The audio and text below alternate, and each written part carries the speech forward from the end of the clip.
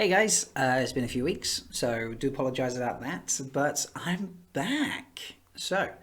I know when we left off, I was talking about making a cake for the Black Tower Pod guys, but shortly after my last video, I returned to work. I've been off for a few months, and the restaurant I work at reopened, so I went back. And I tell you what, after a few months off, it was pretty pretty intense, and I was adjusting for the first couple of weeks of working full time again. So I just honestly I didn't feel up to baking a very intense cake with the recipe that I created. So I'm going to ease back into that. I also feel that I need to practice that one. That one is definitely not going to be a make it for the first time situation. That one's going to be practiced, but I will make it, have no fear. I'm going to ease back in with a few other things first. So, firstly, what are we talking about today? Today, as you may have guessed from the title, we are talking about tea. I am British. It has been mentioned in my videos that I have done in the past. People see the tea in the background. And yes, I do love tea. I love various types of tea. For general use, I do just have tea bags. But I also have a collection of loose leaf teas. And I thought it only apt that I come back to you guys after my few weeks of hiatus, embracing all the teas mentioned in the Wheel of Time. So, I have my equipment ready. I have my infusers. I have a couple of teapots on the go. I've got some of my selections of teas going on up here. I have fresh herbs from my garden because I need some herbs for a couple of the teas. And I have a kettle for hot water. For those of you who saw the American lady who threw it all in the cup and boiled it in the microwave. Ew. No. Buy a kettle. Like, not difficult. Buy a kettle. It's for making tea. You can make coffee with it as well. Like, no. Just no. Like, no. That's all I'm going to say. No, please, no. So, anyway, we'll get into the teas. So, let's talk about the teas that I mentioned. Now, I've gone through, I've tried to include as many as I can find. There's probably teas out there I've missed, so I do apologise if you know the tea that's mentioned in Wheel of Time and I haven't said it. Please tell me and I'll have a look at it and see what we can, create from the real word collection of teas. But there are some obvious ones that jump out. Trimelkin Black. Everybody talks about that, good quality tea. Then we get into some weird ones. There's blue spine tea. We've got forkroot tea, flatwort tea, flatwort tea, sorry. Blue wort tea, chain leaf tea, dogweed tea, and heart's leaf tea.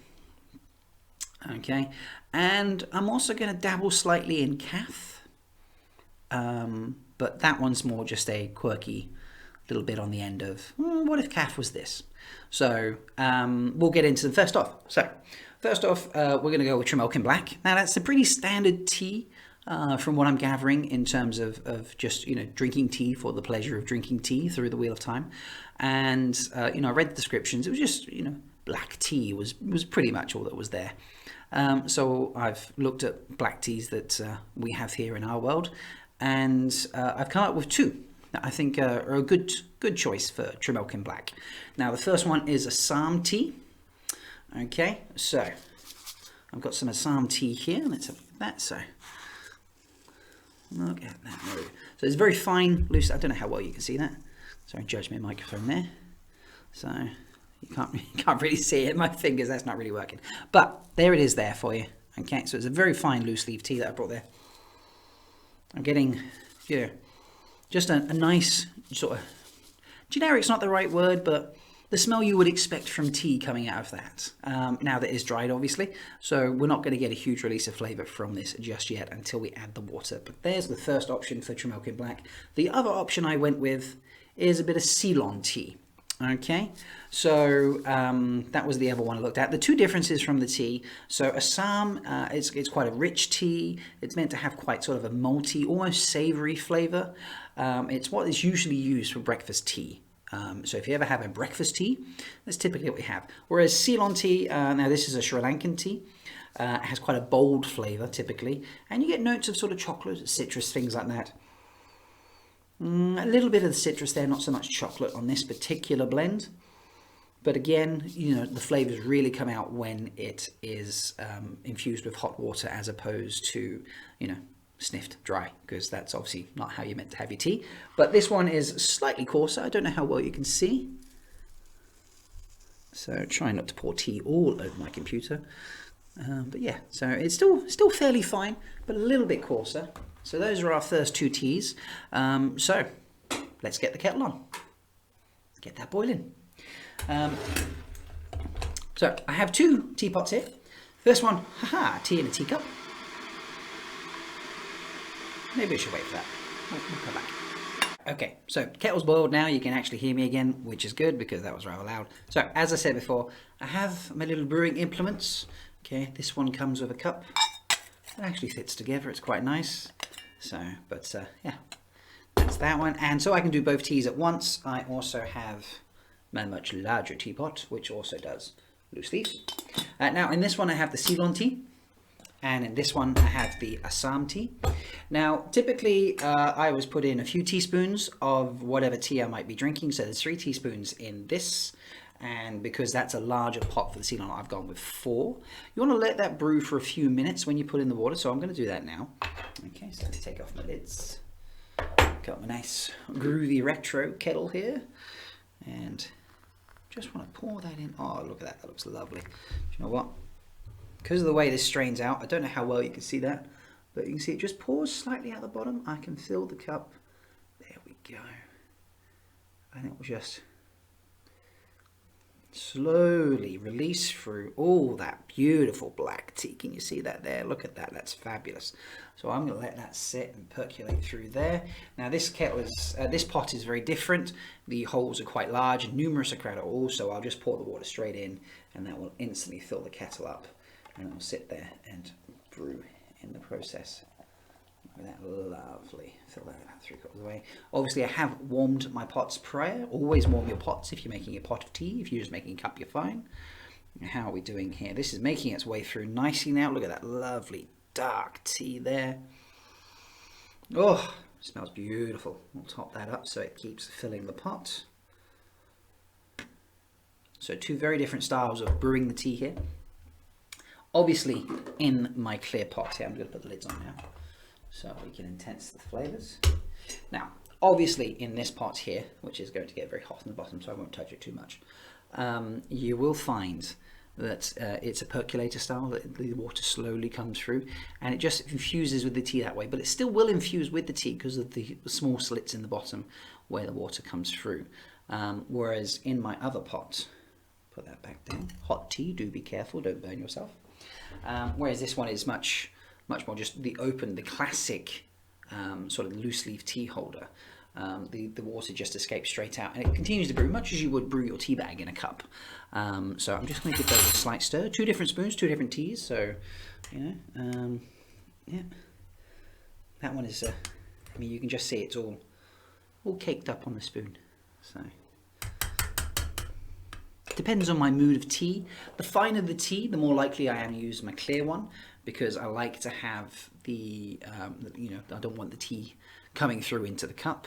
But if it's quite a coarse loose leaf tea, you know, just sort of chopped, I suppose, as opposed to just sort of like through a machine and finely diced, I suppose you might say, then I can use my other teapots. Generally that is what I use because I don't tend to buy tea that is really sort of machined down into fine particles. But that's why I have both teapots to cover me, just in case. And this one, how are we doing here? I mean, again, this one is quite sort of, you know, pulping up a little bit, but because the water's there, it's still very wet. Let me bring this over, you can have a look. So yeah. So, whilst we let those brew, we'll talk about the teas. So, Trimelkin Black. Where does Trimelkin Black come from? So, it comes from an island called Trimelkin. Now, I do apologise if I'm saying that wrong, but it is southwest of Ranland, the Westlands, however, you know, it's appropriately named. And discovered by the sea folk, and it is inhabited by the Amar, A-M-A-Y-A-R. Amayar, I might be saying that wrong, I do apologise if I am. But yeah, on the southwest corner of Rhineland, so as you look on the map, which is not that map over there, by the way, that's just the two rivers. But if you look on the map in your book and you look at the bottom left-hand corner, okay, you'll see a little island Trimelkin popped in there, and that is where the tea comes from.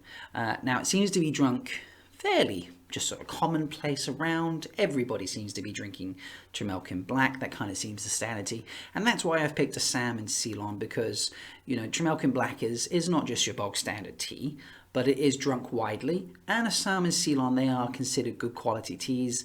I mean, Assam is typically used as your base for English breakfast. Ceylon is, you know, is just a slightly, it's not used quite so much for just varieties of tea mixed together type thing, blends. It's more just used for itself. But again, it's fairly commonplace without being, you know, just like bog standard tea just grown anywhere and who cares sort of thing. So we don't see a huge amount of Trimelkin Black drunk around the world, but it is mentioned enough times and people say, oh, I could go for a good cup of Trimelkin Black. And that is how it's described, not just a good cup of tea, good cup of Trimelkin Black. So, I mean, that almost implies to me that it is, you know, almost like, oh, I could use a good stiff drink, you know, sort of thing. And which I think that's rather cool. I love tea. You know, there are days I'm like, oh, I just want a good cup of tea. And you know, sometimes that could you know, be the same with Trimelkin Black, but you know, who knows. So I've only got one cup here, so I'm going to have to take another cup. I brought some of my glass jars, and we put aside the sage that I need for later, and all come fresh from my garden, that sage has. It smells lovely. But I've got these nice little glass ones here, glass cups, because I wanted you to see the tea in the cup itself. And obviously my percolator style pot comes with a cup, but my big yellow one does not. Why is it not green to match my kettle? Because I bought that many years ago and the kettle only got a couple years ago, so very different. But I think we're looking good. We've got a lovely black tea going on there. Okay, what smells am I getting out of there? Oh, yes, that is beautiful. I'm definitely getting the malty flavour. You know, a little bit of the, you know, it's definitely on the savoury side of smells. But definitely the malt, definitely that malt. So let's pour that out and have a look. So here we go, black tea. Oh, it's definitely got a nice sort of amber colour going on as well as the black. There we go, look at that. So, oh, smell-o-vision is required for this episode, I believe. I will remake this when they invent smell-o-vision, and I will hold it up to my smelling mic. Maybe I'll have a mic for voice and knocking that around. A mic for voice and a mic for smelling. Would a mic be the appropriate word? Technical geniuses out there, get inventing. You need to smell this. Oh, that's beautiful. Okay, so that is the Assam. Now let's go for the Ceylon, and let's have a little. Oh yes, this is a much bolder flavour. I can definitely. It's not the maltiness coming through there. So let's have a look at. But you see this one, not quite so dark. Just realised you can't see that. Sorry. Okay, so if we compare the two teas. Sorry, I'm being very careful. I don't want to drop any tea anywhere. Tea, hot tea, electrical equipment. Rob, what are you doing? So you see the two teas there? Very different. This is why I brought them up, because Assam and Ceylon, very sort of, you know, teas you'll see everywhere. Different flavors, both very, very rich, very, very loved. And but it is described as black. Now, whilst that is not true black tea, it's certainly blacker than that. So, but I'm getting a bolder flavour here. I'm getting the citrus on the end. Perhaps I'll get the chocolate when I taste it. But let's go for the Assam first. I poured that first. That's sat there now. The flavour has just filled my little office here. And it's beautiful. So now you can drink this with milk, obviously. You can add a little bit of sugar. I'm going to try them completely black. No milk, no sugar, because that is not mentioned in Wheel of Time. And so I'm going to just give them a go as they are. So hopefully I don't burn myself.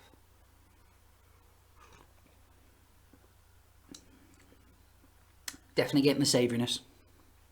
Oh, That is very strong and savoury. Bit strong on the tannins, if I'm honest, but this is meant to be a strong tea. If you don't want it quite so strong, you could put less in. You could brew it for less. Obviously, the style of pot I'm using can affect how the flavour is done, because the water comes straight through and then it just sort of just takes that initial flavour, whereas my other pot where the water sits with it will absorb it flavour in a different way. But this is, yeah, it's very savoury instantly. I'm still getting that maltiness, so it's almost like a, as opposed to it's definitely not a sweet tea, but as opposed to, you know, just sort of a regular tea, which has some tannins in it. This is very strong on the tannins. You can definitely feel it on the sides of my tongue, and I can definitely see this as a bit of a stiff drink at the end of the day, because, you know, aside from some wine and mead, beers, you know, things of that nature, you don't hear of vodka. Usquai, I think, is the closest we get to anything. Brandy, but you know, like a shot of vodka is not there. So I can definitely see, if you're not a drinker of Usquai or brandy, then this being the thing to go for. Oh yes, that definitely hits in there around the tongue. So let's move on to the Ceylon, and then we'll make a judgment on which one seems better. So, as we say, much lighter in colour. So Trimelkin Black doesn't really fit the name so much. Getting the citrus on the end, you're meant to get hints of, or notes of chocolate. I feel a little bit like a wine. What was it? Sommelier? No, that's not the right word. But, you know, the person who goes around talking about the wines and such. But let's have a little try.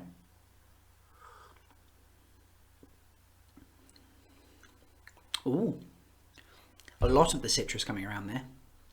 It sits a lot more on the front of my tongue.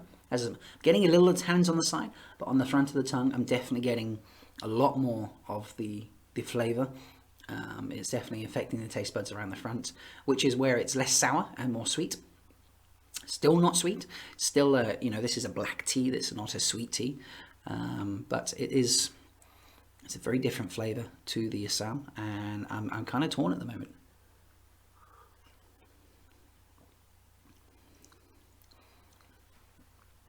So I'm going to say they've got very different approaches there. So the Assam, you take a swig of that tea, a little slurp, and it straight in there, bold flavour. Very much the tannins in your face, the savoury effect, and the maltiness obviously you smell as you're taking a drink. The Ceylon tea has it's a little subtle.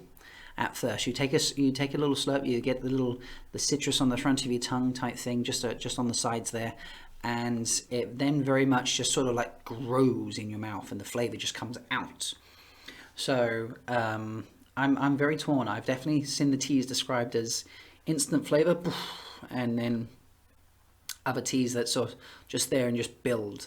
Particularly at the end when we have Zenran going on, and you know, he makes the tea for Elaine, and it's just beautiful and perfect, and the flavour just explodes around your mouth. So, in terms of colour, I think Trimelkin Black would be an Assam. And in terms of, I think, the flavour and how that feels to drink, I definitely think Ceylon tea is going to be the winner there. So, I had two. I was going to pick my favourites.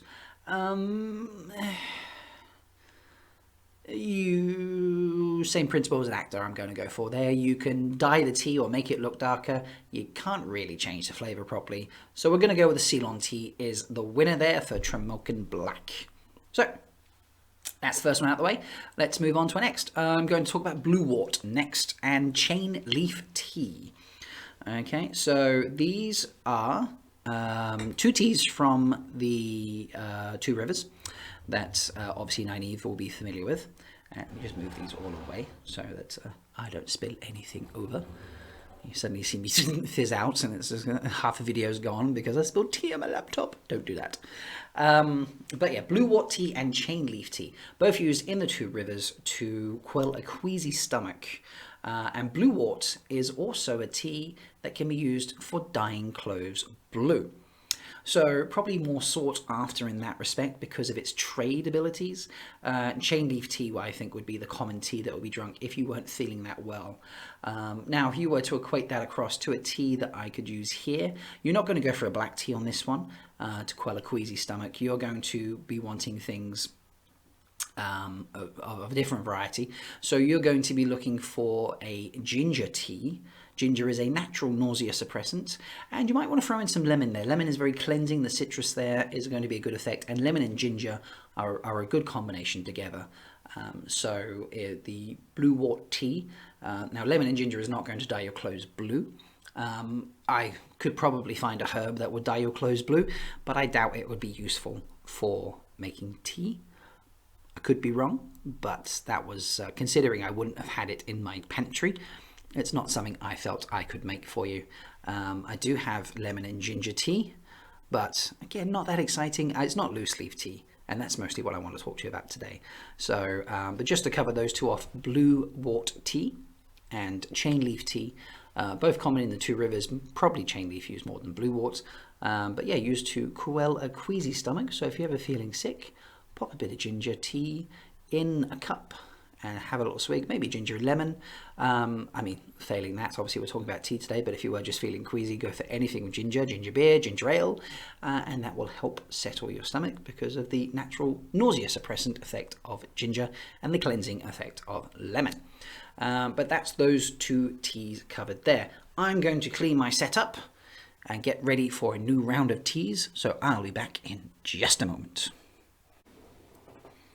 Okay, so all cleaned up, ready to make some more tea for you now. So I'm going to set up one tea first, and then I'm going to talk about a couple others, and then come back once it's finished brewing. So I'm going to talk about flat WoT tea first. And flat WoT tea is mentioned in the books for clearing the mind and soothing muscles. Now, when I did some investigation about this, now there are teas out there that can soothe you, chamomile tea, for example. There are teas out there that can help clear the mind, and mint tea is a great example of that. If you ever want to, sharpen your mind a little bit, mint tea will help clear your things, and clear your senses, clear your mind, and get you a little focused. I struggled to find one that did both until I stumbled across this. Now, this, for those of you that don't recognise it, this is a simple little thing. Oh, I've ripped off extra leaves there. This is a simple little herb. This is sage. Now, I've got some sage here. I've got a lot more in this little pot. Okay, this is actually fresh from my garden, my little herb garden. Okay, I've got the sage in there. Now, sage has cleansing properties for your mind. It will help clear your mind, much like mint will do. But sage is also quite soothing for your muscles and will help you relax. So I've got a good half dozen or so leaves in there. Okay. Well, I've just picked them from the garden. I gave them a quick wash. Obviously, they've been in my garden. Who knows what's been traipsing all over them. And I'm just going to pop them in here. Now, I want to get a fair bit of strength out of this. Okay. And considering I'm using fresh herbs, it might take a little bit extra. So I'm going to pop in my freshly boiled water.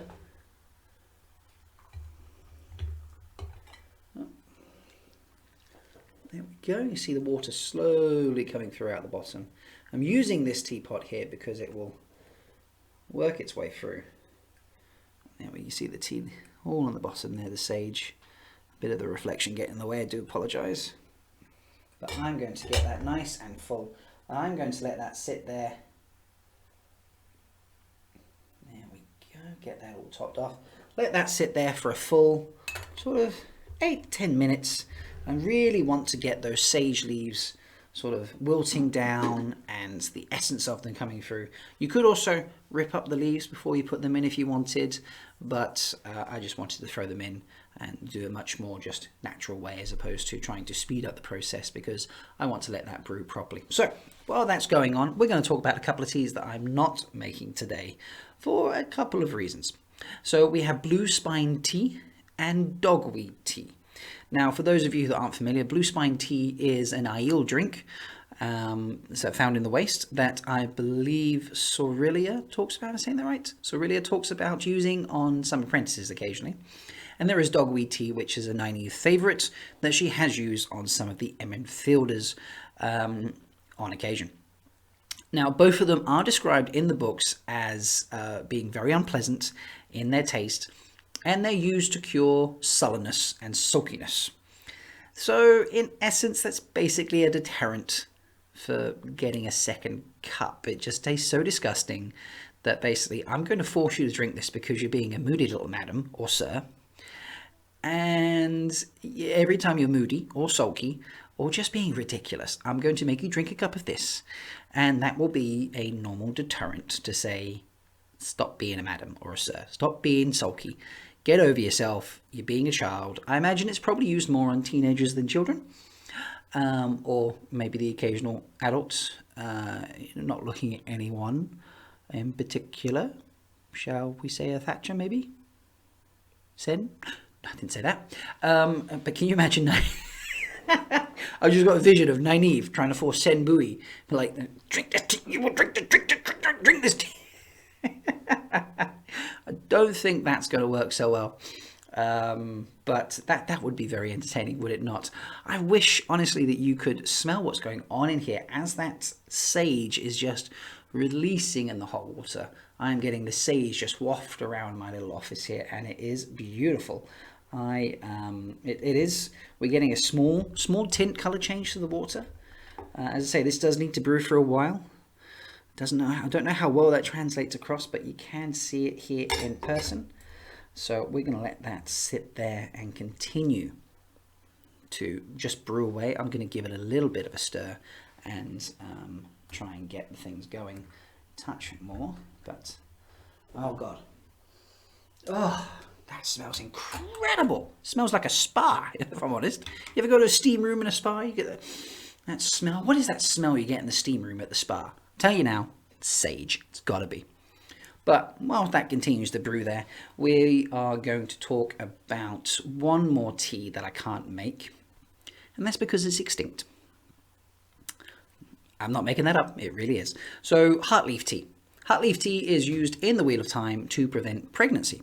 In fact, Elaine even talks about that. Perhaps she should have taken the heartleaf tea prior to getting on with Rand.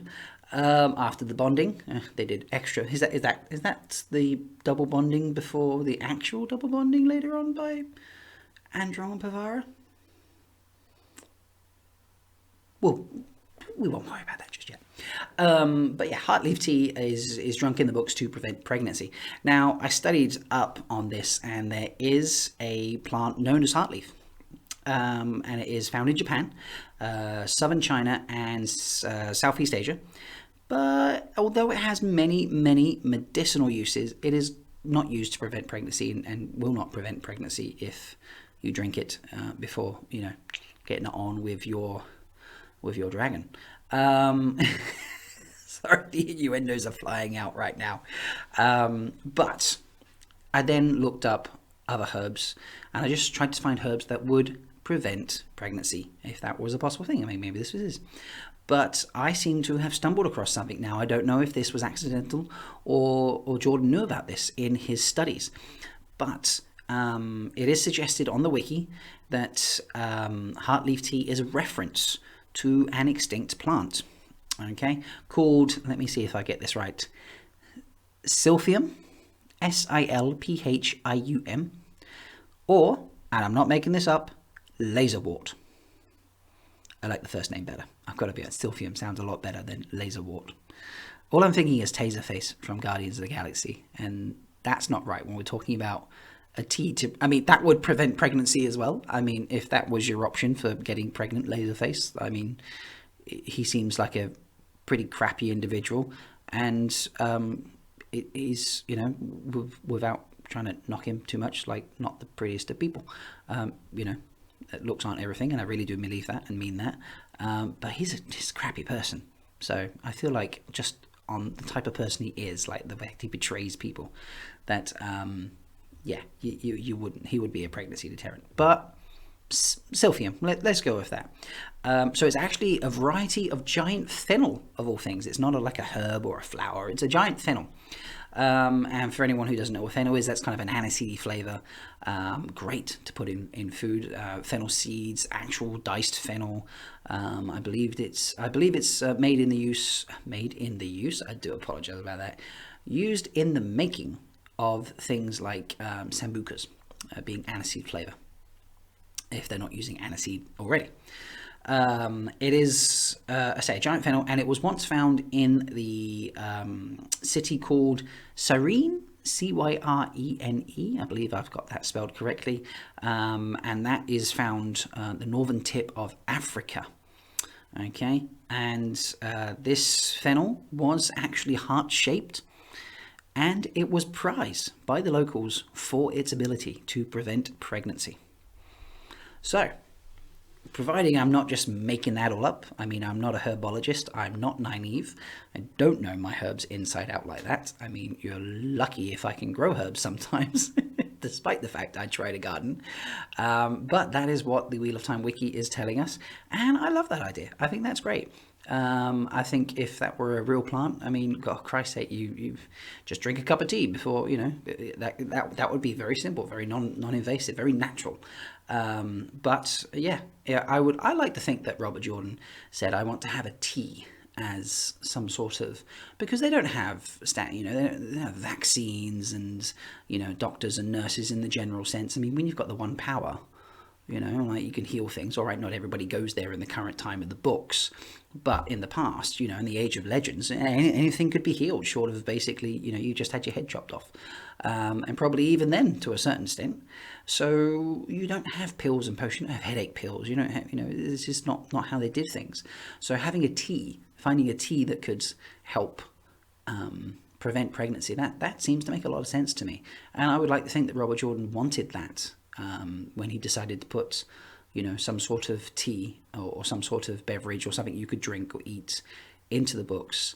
I like to think that he thought, you know, I want to find a real life example. There were so many real life examples in his stories, from myths, legends, religions, cultures around the world throughout time, that I see absolutely no reason that he could not have researched a plant to put into the books that did what the plant claims. So yeah, that is my little bit of knowledge I've imparted to you today. And those are the 3 teas I've decided not to make. One, because they're extinct, and the other 2, because frankly I don't want to go out and buy tea that tastes so disgusting it would stop me being sulky, because I try it for you guys and then never use it again. That's a little bit of a waste of food and a little bit of a waste of money.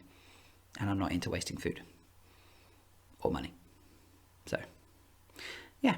How is our sage tea doing? Let's have a look. So, now I'm getting a lot more. I don't see, the lighting's not very great for this. I do apologize, but I am getting a lot more color coming out there. Now, if I did ground them up, I think it would come out even greener. So let's give that a stab. I mean, what's the smell like?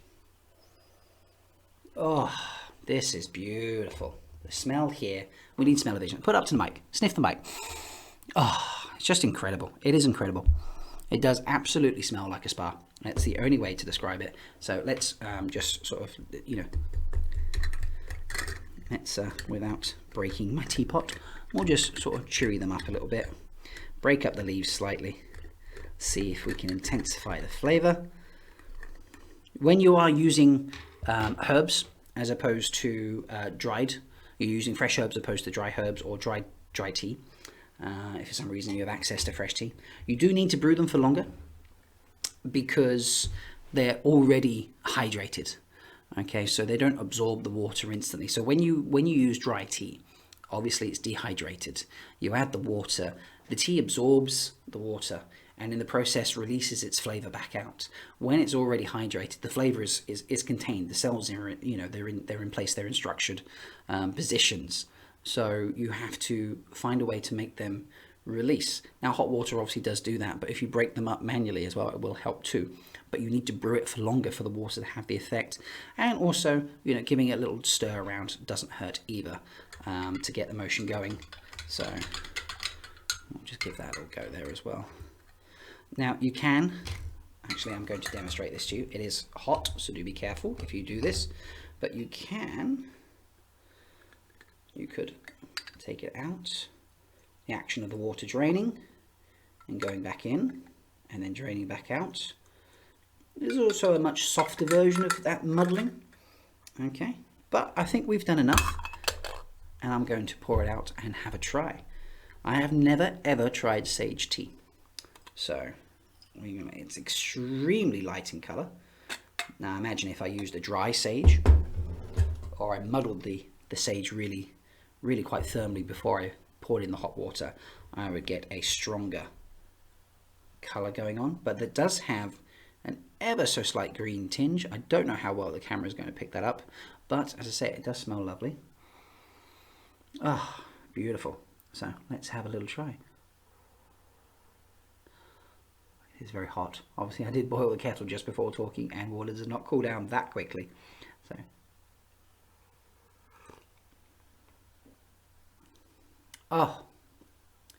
oh, that is stunning.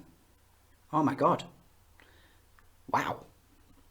I'm not even making that up. Not that I make up my reactions, but that is incredible. There is a lot more flavour than this would imply. In this, as I say, is only the slightest bit green, and there's so much flavour coming through there. Oh. It's very soothing. It feels very calming. There is on my palate, the flavour just kind of rolls up my tongue very, very gently. There's no intensity to that. It's a very subtle, very smooth flavour.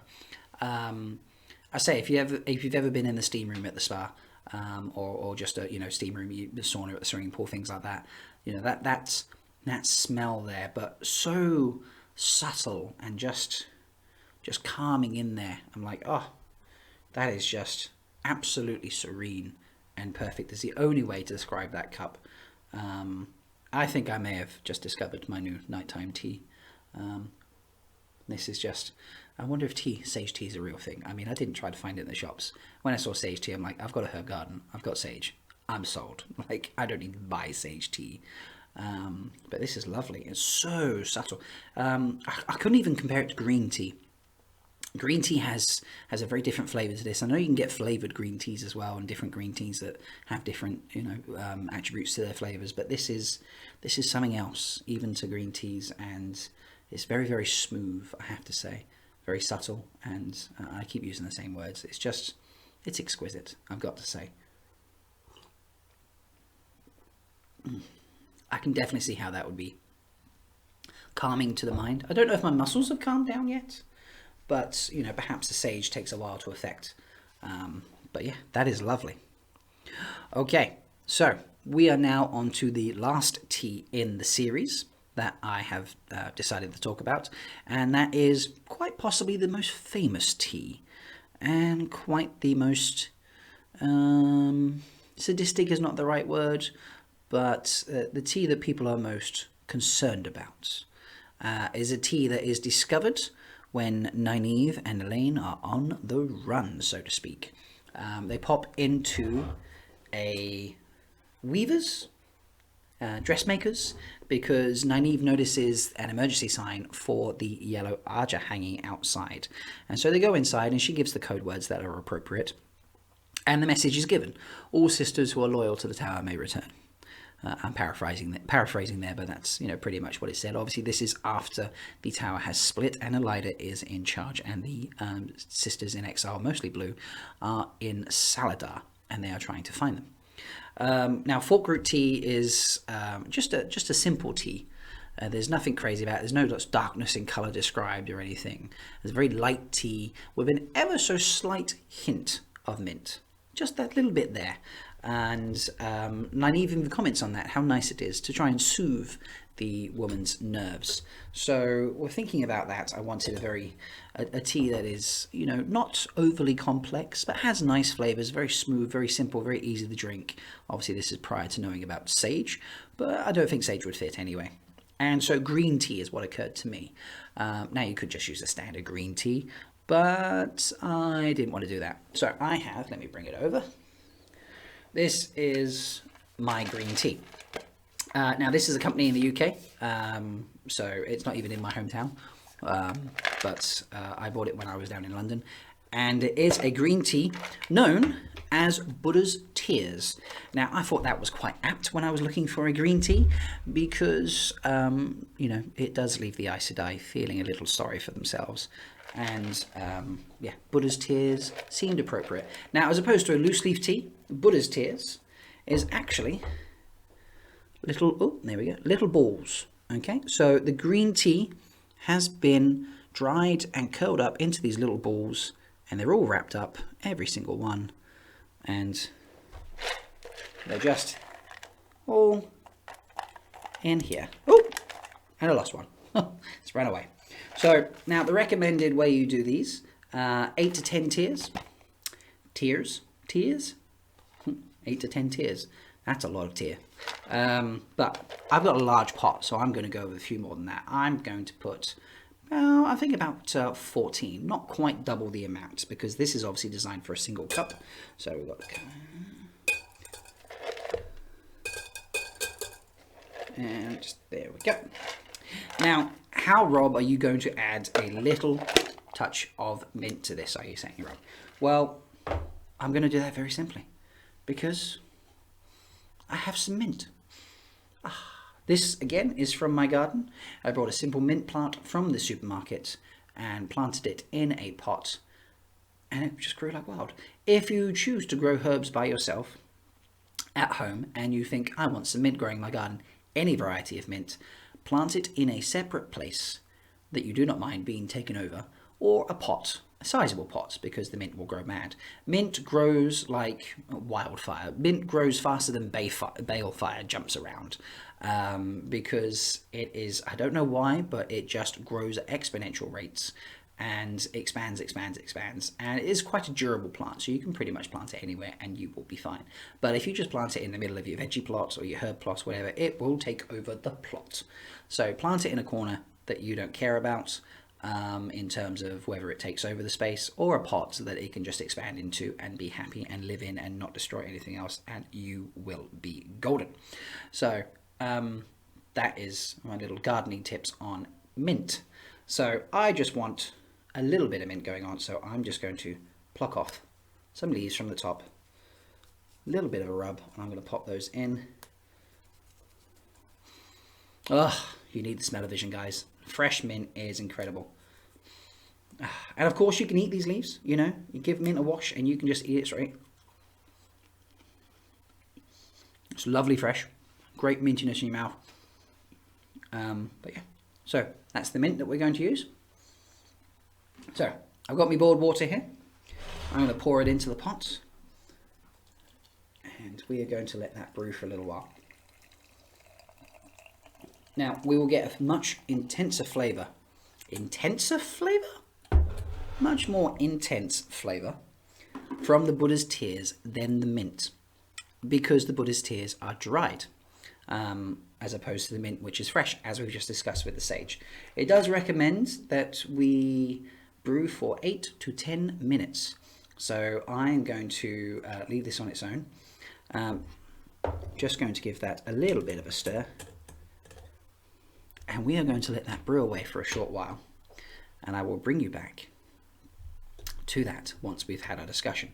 So while that is brewing, today is WoT Wednesday, and I have been inspired to get back onto my filming by WoT Wednesday and the read along. And we had a casting announcement today.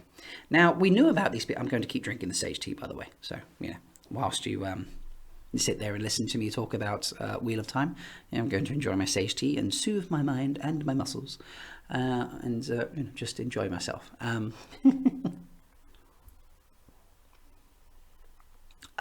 It's beautiful. And the casting results we got our tinkers. Huzzah! So last week we got our Grinwells. The week before we got our White Cloaks. Now we have our tinkers. They are running out of people to give us without actually giving us more big names. But, you know, we'll make do. So let me bring up the post. Where is it? There we are. So our Tuathion, we have Maria Doyle Kennedy, who is playing Illa, if I've said that right.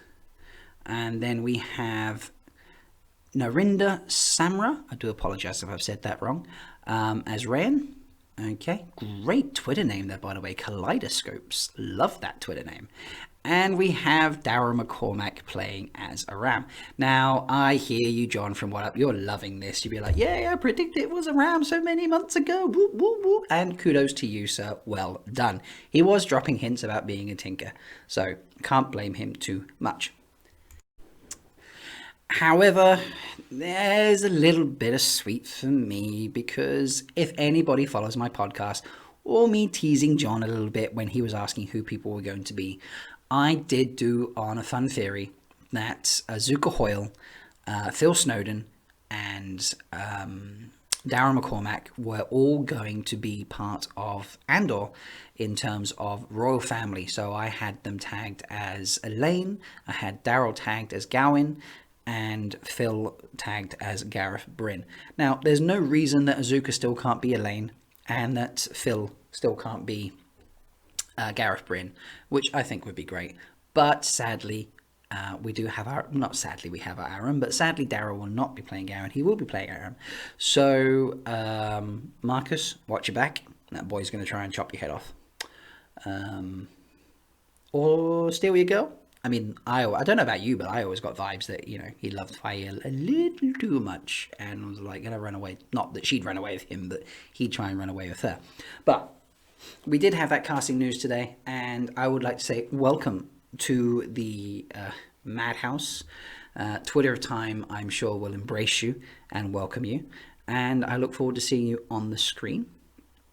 I look forward to just, you know, discussing how your performances goes, where the episodes go. And Daryl, I really look forward to how you are going to play Aram, however we choose to pronounce that, because he is in some ways a very underrated character and a very pivotal character in other ways. You know, he's greatly dedicated. He's just slightly misled, bless him, and corrupted in other ways. Ran and Illa, obviously, very sad to see him go, but he leaves for very understandable reasons. I think everybody can agree there. So, but that was very exciting. What are we going to get next? I say we've had our Tinkers today. We had our Grinwells last week, plus Dana, and before that we had our White Cloaks. So, yeah, not much left. You know, you can't be putting out too many more people. You know, we need to be finding out who is playing the royal family. Azuka, maybe, Phil, Steve.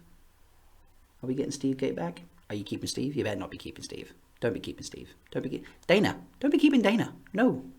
So, but yeah, there's my little fun talk about Wheel of Time today. I might take this tea thing more seriously. I think we might... what would you think? Shall I do a tea break in my cooking sessions from now on? Things I have coming up. I have a soup that's been recommended to me. Thank you, Josh, from the Black Tower. And Zul, you have asked me or suggested that I do some stir-fry dishes from the Shadow Rising for my live stream that I hope to attempt later this week.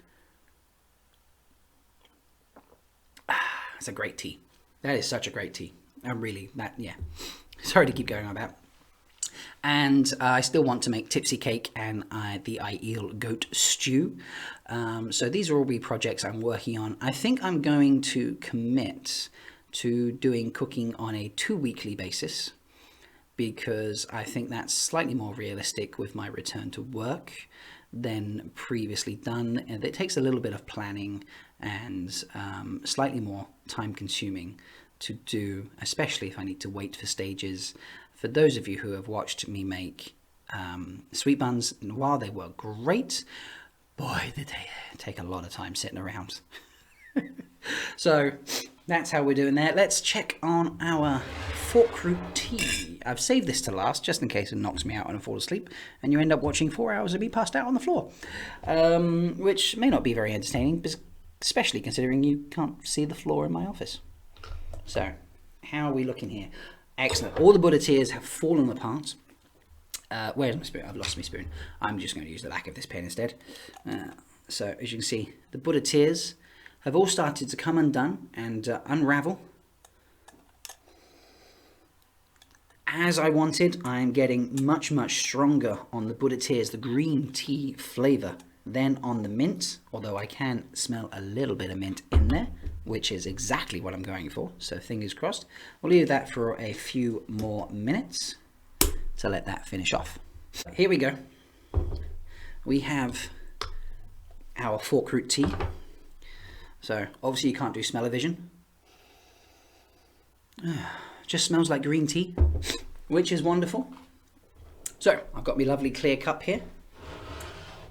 Pop the lid back on so we don't pour any of the tea out.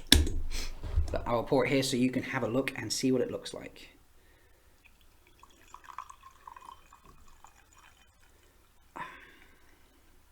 Okay, so this is actually even clearer than the sage tea.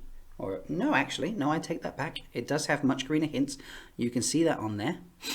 So for those of you curious what I'm drinking out of, by the way, these are glasses made out of whiskey bottles. I bought them in Ireland. And I just thought they were perfect for showing off the tea in. So, oh, yes, the mint is coming out now. Perhaps it was just the way the pot was.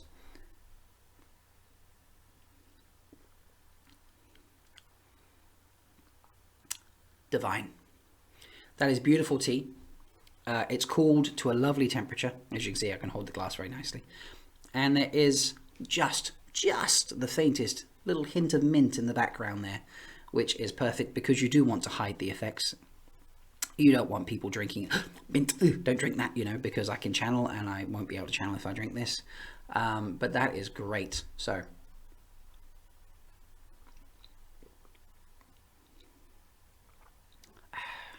that, yeah, no major tannins going on as you would normally expect from a green tea.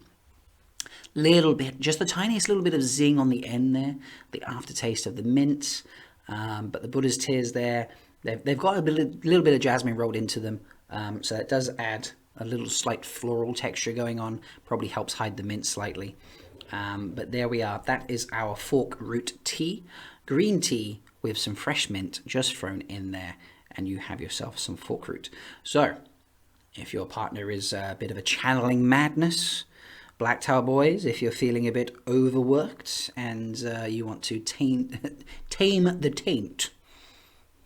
That's quite a sentence there, boys. Tame the taint. I definitely feel like Josh is going to have fun with that one. Andrew and Daniel too, but yeah, Josh is the one for like, embrace the taint. So yeah, that is your Tame the Taint tea. Oh, that is just brilliant. Tame the Taint tea. That is what I am going to call this video. So, that is all from me today. I hope you've enjoyed my Tame the Taint tea. It's a very simple video today, just discussing one of my favorite things to drink, which is teas. I have now added to my tea collection through this video. I've found a new fresh tea that I can make on occasion. I'm definitely going to have to try it with dried sage to see how different that comes out.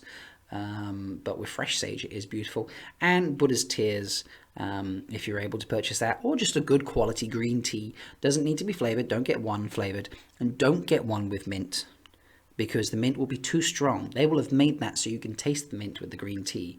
You need to get fresh mint, mix it in when you brew it up, and you will have your fork root tea going on. But that is all from me today. So until next time, I hope to see you again soon. Please like and subscribe the video. Please like and subscribe the video.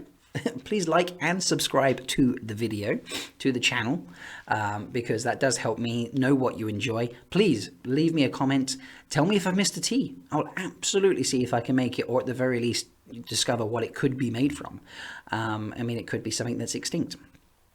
I was going to talk about calf today, but I thought we would leave that for another time. I had an idea of what that could be if it was tea. Obviously, most of us think it's coffee, but you know, I've got some ideas on that, so I'm going to save that for another video when we talk about other drinks. But yes, I hope you've enjoyed it. If you want to follow me on my other social media, you can find me on Twitter at MalkiriR. Where you'll see my daily dad jokes or tam jokes, and also any information that is released about videos. If you like my wild theories, obviously my one about Daryl McCormick has been proven false. But if you enjoy a little bit of theory talk, you can find my weekly podcast that I do, Malkir Talks. You will find that on all major platforms. You can search for it on Anchor, is my hosting platform, but it is on all the others as well. Adding new ones all the time. I'm just waiting on Apple to get back from me if you don't use anything else other than Apple. But they wait for a minimum of 3 episodes before they approve anything, and I've only just got that up last week, so still waiting on that. But yeah, that is it. I hope you are enjoying yourself wherever you are. I hope you're enjoying a nice cup of tea, or perhaps a cup of caff, or maybe even something stronger. I mean, if you've got the apple brandy out, that's fine as well. I won't lie, I did look about making apple brandy. It's a very long process, and maybe I just should infuse some brandy with apple at some point, perhaps. But yes, it's good to be back. I've enjoyed this today. I hope you've enjoyed seeing a little more of my office, where I can make teas very easily, as opposed to trying to bake weird angles in the kitchen. And until next time, it is Malkir Talks, signing off. Cheers.